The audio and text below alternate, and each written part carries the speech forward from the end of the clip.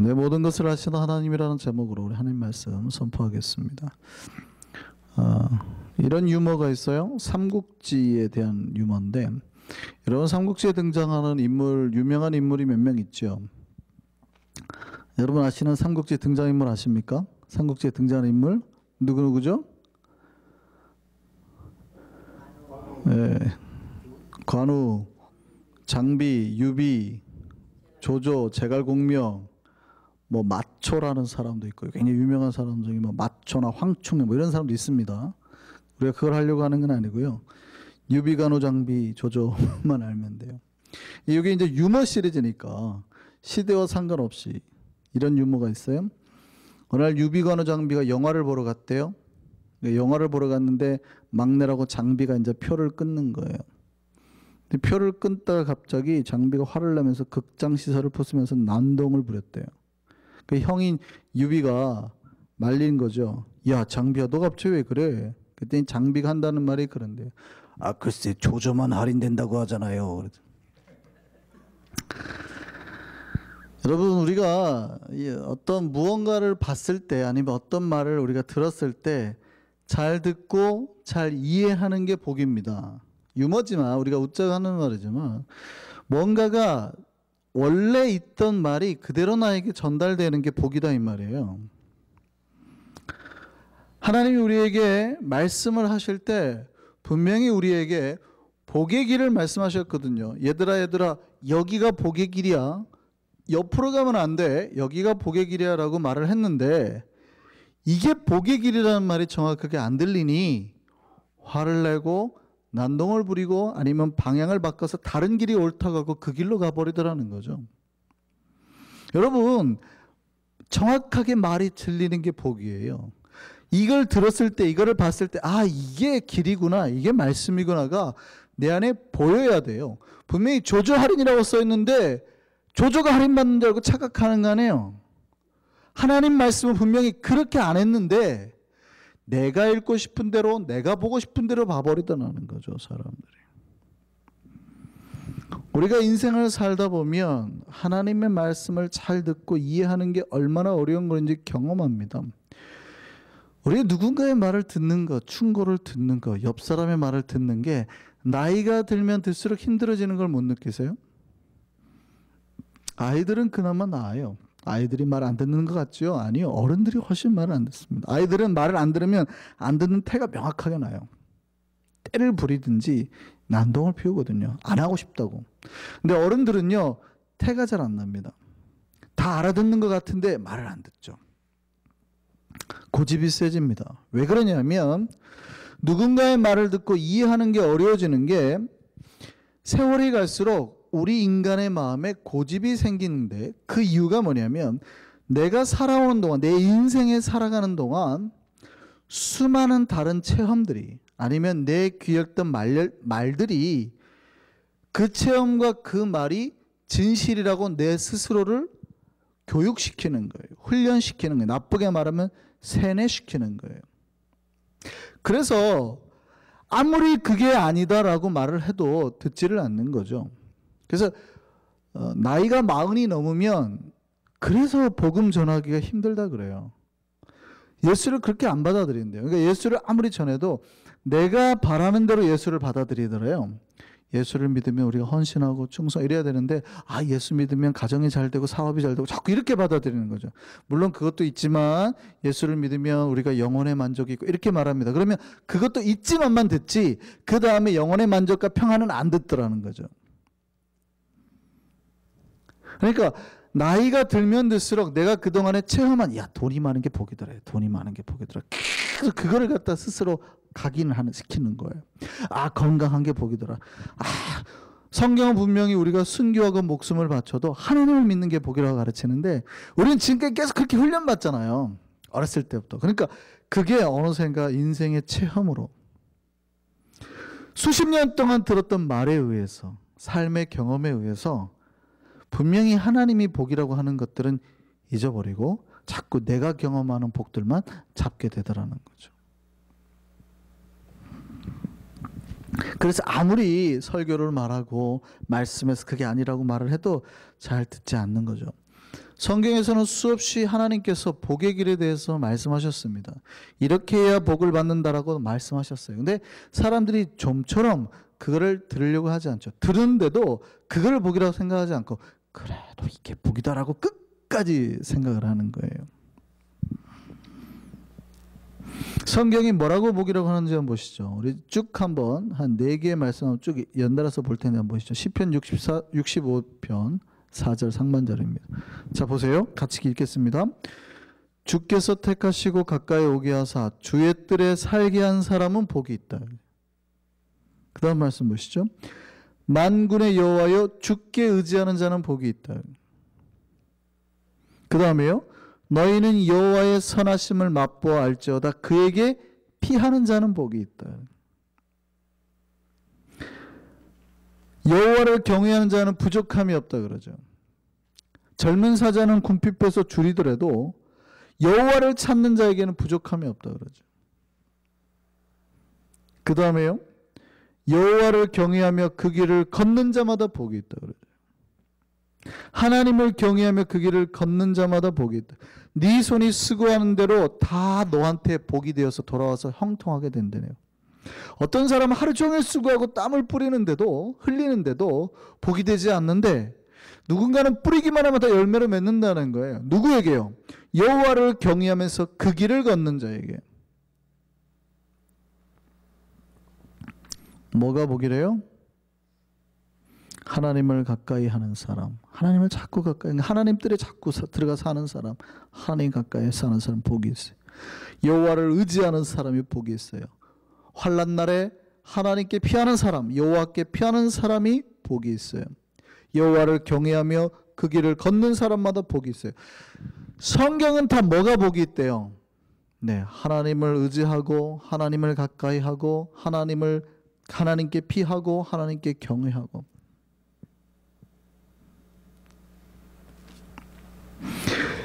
이런 사람에게 복이 있다 그래요. 그런데도 사람들은 어떻게 합니까? 하나님을 가까이 하는 것보다는 내 사업이나 다른 원하는 것, 내가 원하는 것들이나 이런 것들을 더 가까이 하죠. 환난 날에 닥치면 하나님을 가까이서 기도하기보다는 다른 방법으로 주님을 의지하기보다는 돈을 의지하는. 분명히 여호와를 의지하는 자에게 복이 있다 그랬는데 돈을 의지하는 거죠. 왜냐하면 인생을 살다 보니까 수많은 경험을 통해서 돈 있는 자에게 사람들이 함부로 못하는 것을 보는 거죠. 자꾸 내 체험이, 내 눈이, 내 삶의 경험들이. 그러니까 여호와를 의지하기보다는 자꾸 돈을 의지하게 되는 거예요.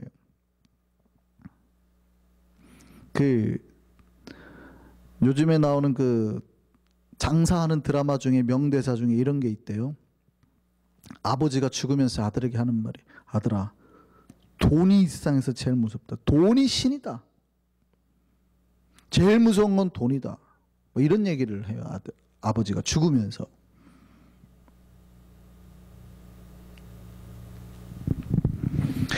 그런 삶의 인생의 수많은 것들을 우리가 직접 듣지는 않아도요, 삶의 체험 가운데 경험하는 거예요. 아, 돈이 이렇게 무섭구나.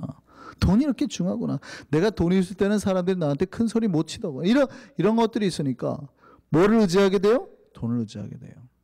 분명히 주님을 의지하라 그랬는데, 여호와를 의지하라 그랬는데, 그런 사람에게 복이 있다고 그랬는데 다른 것들을 의지하게 되는 거예요. 그러니까 어떻게 됩니까? 다른 것들이 더 중요하게 되는 순간 하나님을 만나는 일에는 소홀히 하게 되고, 말씀에서 내가 원하는 것만 듣고 하나님 말씀을 전체로 듣지 않고, 교회에서도 하나님을 만나기보다는 다른 사람들과 비교해서 내가 드러나는 게 교회 오는 게 즐겁고, 내가 높아지니 교회 오는 게 즐겁고, 교회 와서 누군가 나를 너 따위가 해버리면 자존심 상해서 교회 안 나오고, 그죠? 하나님을 만나는 것이 즐거워서 하나님 만나서 즐거운 게 아니라, 아이, 너 따위가 무슨 교회를 이렇게 해버리면 이제 성질나서 안 나오잖아요. 그러니까 하나님과 관계없이 인간의 어떤 말들 때문에 하나님을 만나고 가까이 하는 것들을 버리게 되더라는 거죠. 왜냐하면 무엇가 복이라는 명확한 그 하나님의 말씀이 우리에게 박혀있지 않기 때문에 그래요. 누가 복이 있습니까? 누구에게 복이 있습니까? 여러분 꼭 기억하시고 믿으시기 바랍니다. 하나님을 의지하고 가까이하고 피하고 하나님과 동행하는 자에게 복이 있음을 믿으시기 바랍니다. 하나님을 의지하고 가까이하고 하나님과 동행한다는 말이 뭐예요? 하나님을 정말 친밀하게 만나라는 거예요. 여러분 삶에서. 여러분 삶에서 얼마나 하나님이 가까이 계시는가? 내 삶에. 정말 하나님 나에게 가까이 계심을 믿는 거예요. 지금 하나님이 나를 바라보고 계신다는 거. 내 말을 듣고 계신다는 거. 정말 믿냐는 거죠.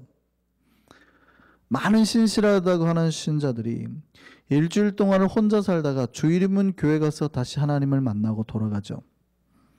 그러니까 마치 그런 느낌이 들어요. 저는 그런 거를 볼 때마다 마치 성도들이 하나님을 교회라는 감옥 속에 가둬두고 못 나오게 하고, 자기 삶에 못 나오게 하고 일주일에 한 번씩 면회 오러 가는 것 같아요.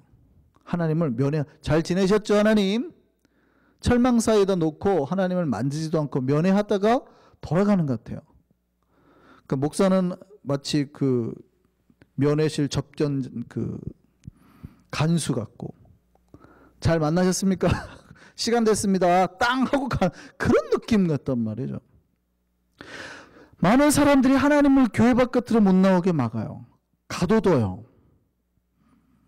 내 삶에 하나님이 터치하는 게 그렇게 싫은 거예요. 하나님, 나도 돈 많이 벌고 부자 그냥 살 테니까 냅둬. 내가 뭐 뇌물을 받든 뭘 하든 그냥 냅두세요. 이렇게 안 살고 어떻게 살아갑니까? 이 힘든 뉴욕 생활을 이렇게 하는 거죠. 하나님, 그냥 교회에 계세요. 교회에 내가 만나러 가줄 테니까 교회에 계세요. 그런 느낌이 든단 말이에요. 수요일날 계신 분들은 관계없죠. 그 수요일날 오셨으니까. 일주일에 한 번 더 면회를 오신 건가요? 어쨌든 우리는 그래도 은혜가 있으니까 수요일까지 오잖아요. 근데 어쩌면 많은 사람들이, 물론 우리가 주일날만 어쩔 수 없이 예배 드린다고 해서 꼭 그렇다는 뜻은 아닙니다. 많은 사람들의 삶에서 얼마나 하나님 깊이 만난 분이 있겠어요. 근데 어쩌면 우리가 일주일 동안은 하나님 한 번도 안 만나고 있다가 주일이면 마치 감옥소 면회 찾아가듯이 하나님 만나고, 잘 지내셨죠? 어떻게 지냈어요? 막 친한 척 하다가 갑자기 딱 끝나면 돌아서서 나와버리는 그런 신자의 삶을 살고 있는 거 아닌가요?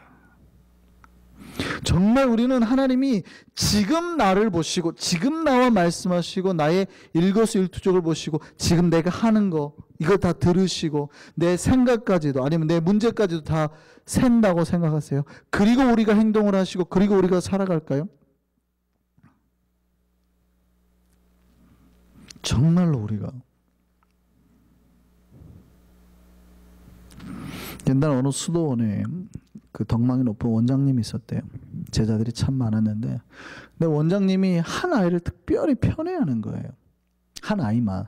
그러니까 그 제자들이 다 불만이 많은 거예요. 나 나쁘다, 우리 원장님, 우리 스승님 나쁘다. 어떻게 한 애만 이렇게 좋아하시나. 근데 그 애가 또 뭐 부잣집 아이고 잘생기고 이랬으면 모르는데, 어린데 얼굴도 되게 못생겼는데 약간 지적 장애가 있었어요. 그러니까 좀 못난이에요. 바보 같은 놈이에요. 근데 그렇게 원장님이 걔를 좋아하는 거예요. 그러니까 어느 날 제자들이 원장님한테 가서 좀 따졌습니다. 너무하시는 거 아닙니까? 왜 저 애만 좋아하십니까? 우리가 뭐가 부족합니까?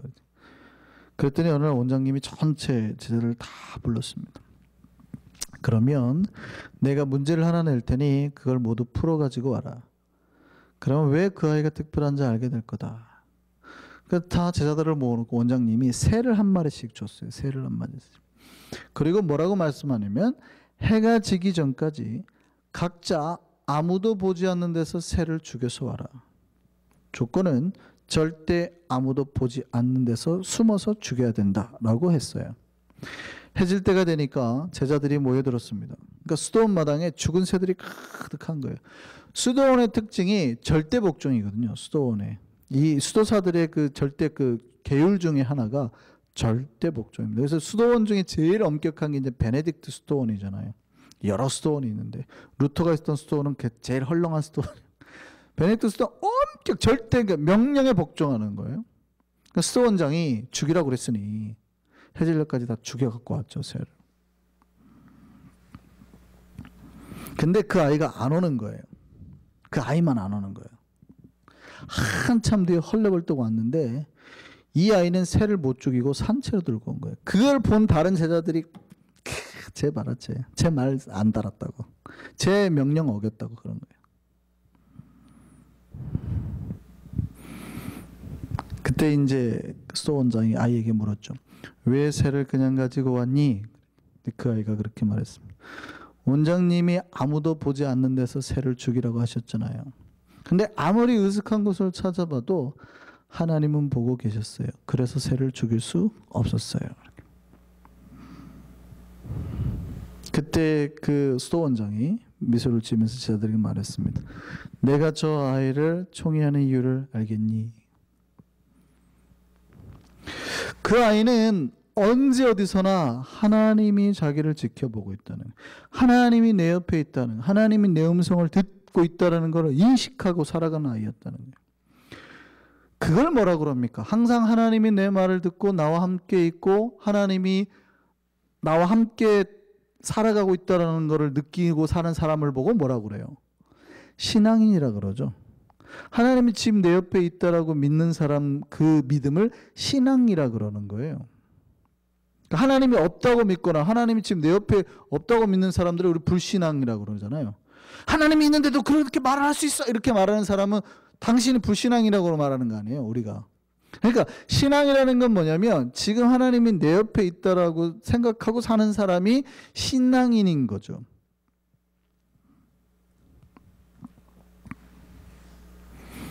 신앙은 하나님이 나와 함께 있음을 믿는 것, 하나님이 나와 동행하고 있다는 것, 그 하나님의 음성을 듣는 게 신앙이에요. 오늘 본문을 보면 다윗이 이런 고백을 합니다. 1절에 그래요. 주께서 나를 살펴보셨으므로 나를 아신다.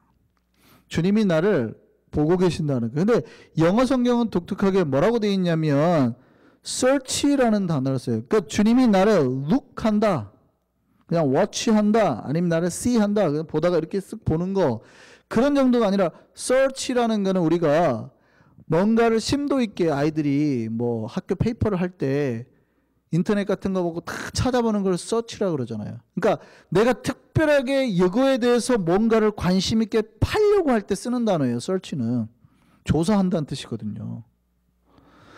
하나님이 나를 살펴보신다는 말이 지금 나를 search하는, 계속 그 마치 우리 어디 검색기 지나가면 빙 뭐 무기가 있는지 없는지 뭐 살피듯이 하나님 매일 우리 영혼을 위에서부터 아래까지 빙 뭐 문제가 있나 없나 스캔하시는 거예요. 얘 병이 있나 없나, 영혼에 상처가 있나 없나, 띵 이렇게 보시는 게 search예요. 하나님이 우리를 계속 search하고 있다고 다윗은 고백을 하는 겁니다. 매일 매 순간 하나님 나를 그렇게 스캔하듯이 나를 바라보는 거예요. 내가 앉고 일어서는 것, 내 생각, 내가 가려고 하는 길과 내 모든 행동과 말까지도 하나님이 그렇게 살펴보고 계신다는 거예요.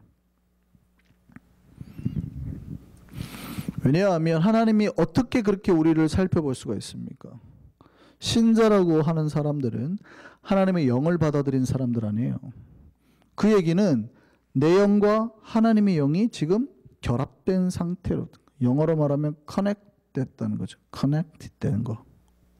이게 공유된 거예요. 공유가 되면 내가 가지고 있는 자료가 저쪽 자료로 쉽게 왔다 갔다 할 수 있어요. 커넥트 있으니까. 저분의 자료도 저쪽 컴퓨터에 있는 자료도 나한테로 쉽게 오는 거예요. 이게 공유된 거예요. 서로 커넥트된 거예요. 물론 패스워드는 지저스 크라이스트겠죠. 예수 그리스도로 구원받은 백성들. 커넥트돼 있단 말이죠. 그러니까 하나님 나를 다 이렇게 할 수 있는, 살펴보는 거예요. 내가 생각한 것, 내가 소유한 모든, 내가 하려고 하는 모든 게 하나님하고 커넥트된 거예요. 그래서 신자는 항상 그 하나님의 영이 내 안에 있으니 하나님과 커넥트된 그 영 안에서 떠날 수 없음을 믿는 거예요. 지금 내가 비록 어느 섬에 혼자 있더라도 그 섬에서도 나는 하나님하고 지금 커넥돼 있구나 라는 거를 믿는단 말이죠. 그래서 오늘 본문 7절에 바울이 뭐라고 그래요? 볼까요? 오늘 본문 7절 보겠습니다. 내가 주의 영을 떠나서 어디로 갈까요? 주님 앞에서 어디로 피할 수 있을까요? 이렇게 말을 한단 말이죠. 내가 주의 영을 떠나 어디로 가며 주의 앞에서 어디로 피하리까? 다윗은 주의 영을 떠나서는 내가 살 수 없. 내가 도대체 주님의 영을 벗어날 수가 없군요. 떠날 수가 없군요. 아무리 주님의 하나님의 영을 피해서 도망하려고 해도 하나님 없이 살려고 해도 그럴 수 없는 존재군요 라고 고백한단 말이죠. 반대로 말하면 내가 아무리 신자는 아무리 힘들고 죽을 것 같아도 내 생각에 내가 망해버린 존재일 것 같아도 하나님 나를 버리지 않으시고 내 최악의 상황에서 나와 함께 하시고 나를 생명의 길로 은혜의 길로 인도하신다는 말씀이에요. 그러니까 우리는 이 말을 기분 나쁘게 생각할 수 있어요. 내가 주님의 영을 빌어서 어디로 나는 그 묶인 존재인가 이렇게 말할 수 있지만 반대로 말하면 여러분이 아무리 힘들고 어려운 상황에서도 하나님이 여러분 버리지 않고 여러분 이끌어 주시고 도와주시고 함께 하신다 그 말씀이잖아요. 그래서 그 다음에 8절부터 10절에 뭐라고 그래요? 내가 하나님을 피해서 하늘에 올라갈지라도 하나님 거기 계셨고 반대로 내가 스올 땅속의 음부 지옥 땅속까지 거기까지 내가 끌려갔더라도 하나님 거기 계셨습니다. 내가 새벽 날개를 치며 바다 끝에 가도 이 땅에 사는 동안에 가장 끝에 새벽 날개가 뭐냐면 다른 성경 번역에 보면 아침 햇살 그러니까 아침 햇살은 점심때 햇살은 이렇게 수직으로 딱 땅에 내리잖아요. 근데 아침 햇살은 어때요? 쫙 옆으로 뻗잖아요. 그 새벽 날개 아침 햇살이 쫙 펼치듯이 이 아침 햇살처럼 쫙 뻗어서 가장 빠른 속도로 바다 끝에까지 도망갈 수 있더라도 거기에 하나님이 계시더라고요. 내가 하나님을 피해서 도망가려고 그렇게까지 도망가려고 했는데도 거기에 하나님이 계시더라고요.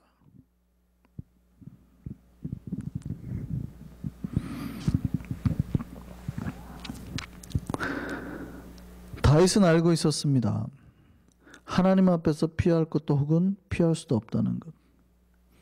좋게 말하면 내가 아무리 힘들어서 벼랑 끝에 절망 끝에 몰렸다 하더라도 거기서도 하나님의 손이 나를 인도하시고 주님의 오른손이 나를 붙드시더라는 거예요. 여러분 신자는 누굽니까? 내가 하나님의 눈을 피할 수 도망갈 데가 없다는 걸 고백하는 사람이. 반대로 말하면 내가 아무리 힘들고 사람들이 나를 하나님부터 떠내려고 절망 속에 파멸 속에 넣으려고 해도 거기서도 하나님이 나를 건지시는 걸 믿고 그 하나님의 도우심을 받는 사람이 신자라 이 말이죠.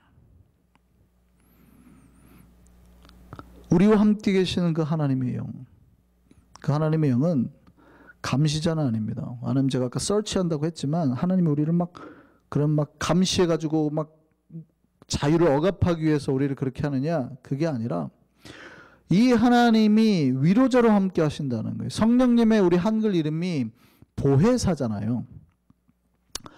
보호하시는 은혜로운 사자가 스승님이라는 뜻입니다. 그러니까 우리를 보호하시고 우리에게 은혜를 주시고 우리를 돌보시는 선생님 뭐 이런 개념인데 헬라어로 말하면 파라클레토스인데 이 파라클레토스가 무슨 뜻이냐면 그냥 그런 뜻이에요. 위로자, 보호자, 도와주시는 분 이런 뜻이에요. 하나님의 영이 우리와 함께 계신다고 그랬잖아요. 우리가 이 하나님의 영으로부터 떠날 수 없다고 그랬잖아요. 근데 이 영이 어떤 분이에요? 마치 감시하시는 어떤 옵저버 같은 거 빙 우리를 따라다니는 뭐 영화에서나 보이는 뭐 우리를 감시하는 로봇이 아니라 우리를 날마다 위로하시고 그래 힘들었지 괜찮아 내가 너와 함께 있어. 지치지 사는데 얼마나 힘드니? 괜찮아 내가 너와 함께 있어 라고 말씀하시는 분이라는 분이에요. 그분이 성령이라는 얘기예요. 성령께서 우리에게 하시는 일이 그거예요. 위로하시는 거, 보호하시는 거. 많이 힘들었지. 절대 떠나지 아니하시고 우리가 죽음 같은 자리에서도 절대 떠나지 아니하시고 우리에게 말씀하시는 게 뭐예요? 그래 내가 너와 함께 있어. 힘내라.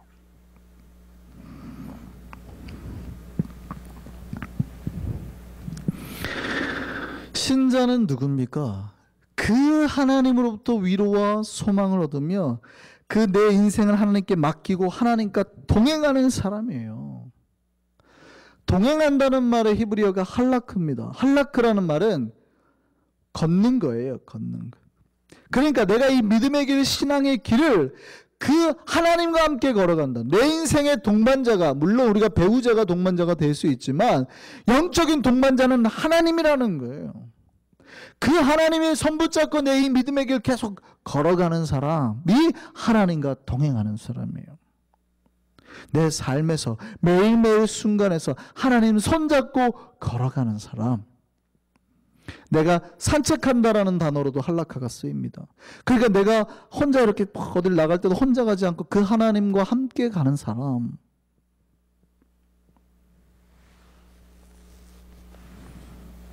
신자는 지금 내 걸음 옆에 하나님께서 내 팔짱 끼고 같이 걸어가고 있다는 걸 믿는 사람이라는 거예요. 우리 모두 하나님의 손 붙잡고 우리 인생 살아가는 저와 여러분 되기를 바랍니다. 그러니 신자들은 내 인생의 방향을 어떻게 찾아요? 내 인생의 방향을 사람들이 돈이다! 그러면 막 돈 찾고, 권력이다! 그러면 권력 찾고 살지 않죠. 저걸 못 들어라! 그런다고 훅 가고, 지금의 기회는 이거다! 확 가고, 금 캐러 가자! 안 그러죠. 금 캐러 가는 게 나쁘다는 건 아닌데, 뭔가 유혹할 만한 걸 확 터뜨린다고 훅 빠져들지 않죠. 내 지금 팔짱을 끼고 나와 동행하시는 하나님이 이쪽이에요 라면 그 길로 가는 사람들이에요. 저쪽 방향이에요 그러면 그 말씀 따라가는 사람들이에요.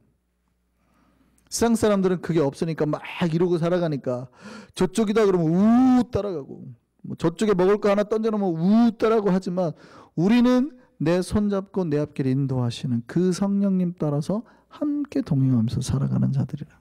그 세상에 그런 어떤 유혹에 흔들리지 아니하는 백성이라는 얘기죠.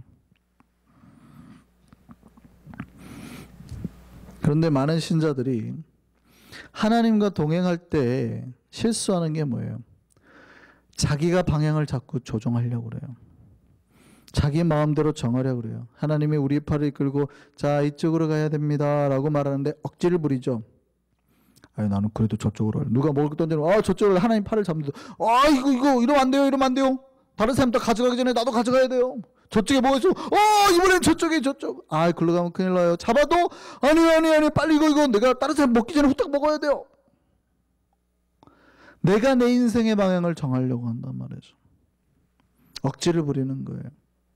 하나님과 동행한다고 하는 것은 나를 이끄시는 그 하나님의 방법을 믿는 거예요. 나를 이끄시는 하나님의 음성을 따라가는 거예요. 세상 사람은 내 인생에서 수많은 사람의 말을 하지만 그것보다 말씀 명확하게 붙들고 그 음성 따라가는 사람들이에요. 예전에 박정희 대통령 때요. 박정희 대통령이 그 추풍령 고개를 지나가다가 옛날에는, 지금은 우리나라 대한민국이 굉장히 푸릅니다. 굉장히 나무가 많죠. 근데 옛날에는 나무가 없는 민둥산이 이렇게 있었거든요. 근데 보고 딱 지나가는데 그걸 보고 별로 보기 좋지 않구먼 한마디 했답니다. 그때 그 다음날 군수 도지사들이 모두 출동을 해가지고요. 녹색으로 페인트 칠을 했대요. 녹색으로 페인트 칠을 이렇게 했대요. 민둥산에다가. 한번 생각해 보시죠. 여러분, 산에 페인트 칠을 하면 될까요? 안 될까요? 안 되겠죠. 이건 누구나 알고 있는 상식이에요. 군수나 도지사가 바보도 아니고, 그죠? 그 정도의 자리에 앉은 사람이라면 얼마나 똑똑해서 뽑아놨겠어요. 근데 그 사람들이 그런 일을 했다 그러면 정상이 아닐 텐데 왜 그런 일을 했을까요? 권력을 가진 사람의 말을 따르는 것이 자기에게 출세가 되는 걸 알았거든요.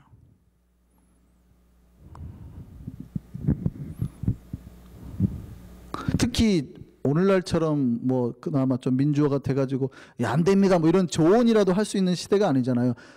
뭐야 임자 마음에 안 들어? 뭐 죽일 시대니까 여차 잘못했다가는 뭐 이게 목숨이 날아갈 판이니까 참 웃기고도 아픈 이야기입니다.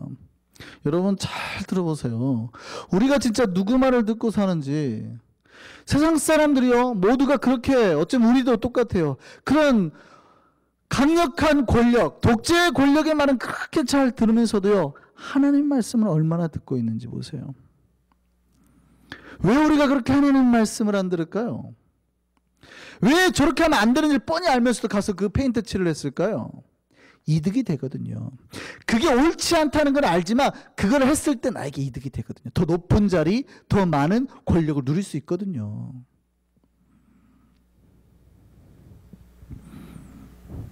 그럼 우리가 하나님 말씀을 듣지 않는 이유는 뭡니까? 하나님 말씀을 들어서 내 삶에 별로 이득 날 게 없다고 생각하는 겁니다. 그러니 하나님이 아무리 얘야 이쪽이다, 이쪽 길이다 해도 기아이 내가 원하는 길, 저거를 먹어야겠습니다 라고 막 덤비는 거죠. 하나님이 붙잡는데도 기아이 막 얘야 이쪽이다 해도 그 음성이 귀에 안 들려오는 거예요.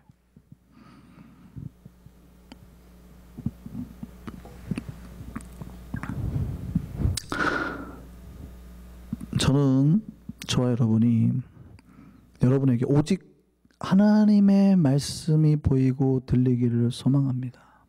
누가 보겠어요?